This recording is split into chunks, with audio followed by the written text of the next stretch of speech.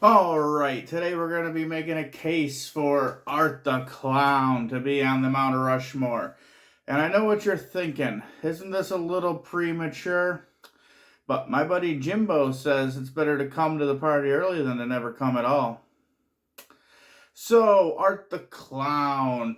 Really known for about two movies. In 2016, we got Terrifier 1, and then we got Terrifier 2 in 2022. And we're going to be getting a sequel, or to that one, a trequel, of Terrifier 3 in 2024. But he's actually appeared in two small shorts, and he was also in an anthology movie. The first short he was in was called The Ninth Circle, which was directed and written by Damien Leone. And then there was a little short called Terrifier that he was in. And then, of course, he was in All Hallows Eve, which was also written and directed by Damien Leone, who pretty much created this character and has been kind of sole rights doing everything for him this entire time. So, over the course of technically around 4 films, he has a total of 26 kills, which is not too shabby since the one was a short and the other was just an anthology. But what Art the Clown is known for is his graphic, gruesome, brutal kills. The first Terrifier came on the scene and people loved it for its old school 80s horror feel with lots and lots of practical effects. And the one scene that it's obviously most well known for is when he has a woman hanging upside down and he takes an old hacksaw and saws her completely in half from the old leg spread position down through the head. Big smile on his face the whole time he's doing it.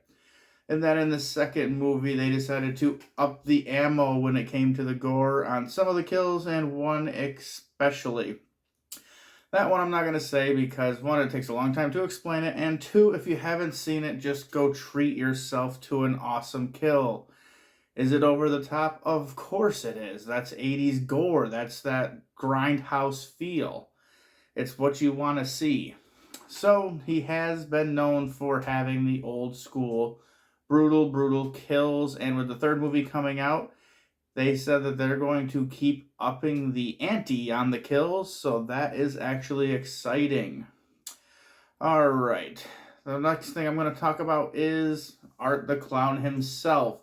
Now, in the short story in All Hallows Eve, there was one actor who played him, and obviously he did an okay job, but the Art the Clown that we both know and love from Terrifier 1 and 2 was played by David Howard Thornton. And he was a perfect casting choice for this role. I mean, you put the makeup on him and he transforms into this character. And he has all these little antics and little things that he does that just kind of charm the audience. And for a character who doesn't talk, it feels like he's always saying a lot. Whether it's an angry look on his face or a sad look, if he's laughing, if he's goofing off with some googly eyes, or blowing out a streamer. There's just little nuances that he does with this character that even though he never speaks, it doesn't matter. You still feel like you're getting like a full fleshed out character. And this is where I call it like kind of the best of both worlds. Because you don't have any talking and you have a little bit of a stoicness, which kind of reminds you of like your Michael Myers and your Jason.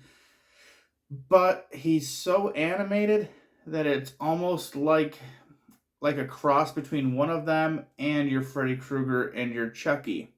Now, those two characters talk a lot more, and they have some one-liners, they crack jokes, things like that. And Art the Clown still kind of cracks jokes, but it's in a devious and kind of demented way. And it's all through these mannerisms and the things that he does. And that's what kind of makes the character so kind of lifelike. And then when you get into the lore, one of the best parts about it is it is like traditional old-school horror. There's not a giant convoluted story around the lore. It's just kind of there, and you don't understand it because they don't tell you enough about it, which kind of leaves it to the imagination, which is one of the best things about Michael Myers, is you think he's a kid who killed his sister. He grew up to be kind of a madman. But at the end of the movie, when he gets shot like 6 times and falls off the roof and he disappears, You understand why he's called the Shape or the Boogeyman. So clearly there's some sort of supernatural thing going on, but you don't know how to explain it because they don't go into detail about it, and that's what makes him kind of more horrifying. And with Art the Clown, it's kind of the same exact thing. You go through the movie thinking that it's just this guy in clown makeup, and then at the end when he blows his own brains out, but then he's still alive after that point, you're like, what the hell's going on here? And that's kind of like the fun about it, and what kind of makes him iconic is he's another one of those characters who clearly has something around him, but they haven't told you it, and they haven't kind of ruined it with an explanation that you don't really want to hear. Alright, the next reason why he deserves to be on the Mount Rushmore is because of all of the shit that they get to do with a very low budget. If you've seen Terrifier, the original one in 2016, that was a $50,000 budget. $50,000, and the movie made over $300,000, which is kind of crazy because I don't even know if it had a theatrical release. It said online that it did, but that had to be extremely select theaters because I never saw it even advertised anywhere. I just happened to scroll along Netflix and find it and watched it and was like, damn, I like this movie a lot. This is one of my favorites this year. And then Terrifier 2 came out where they did 5 times the budget. So yes, they went up to $250,000. But the movie in the US alone made over $10 million, and I believe worldwide it was over $18 million.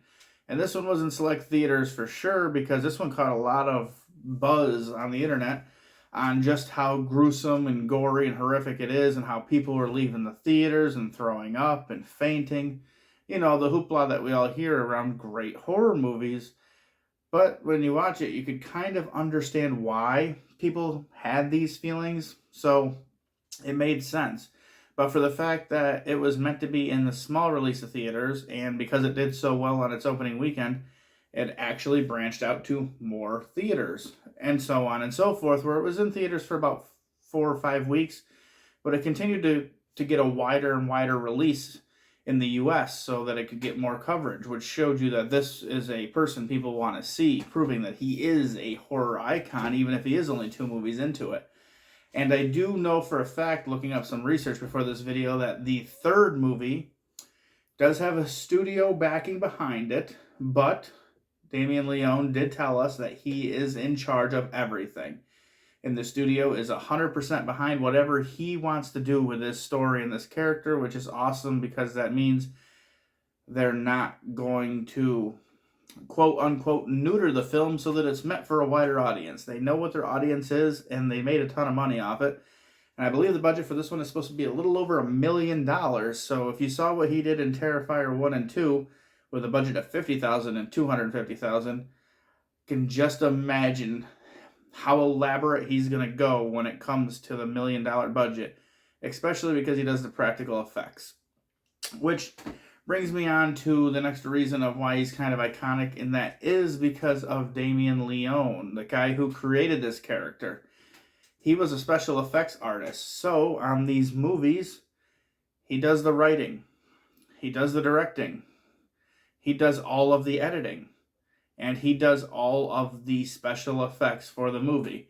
So it makes it a little bit easier to do a tighter budget on that when you're kind of wearing 4 giant hats at once, when you normally wouldn't do that, but he knocks it out of the park, and the quality is always there.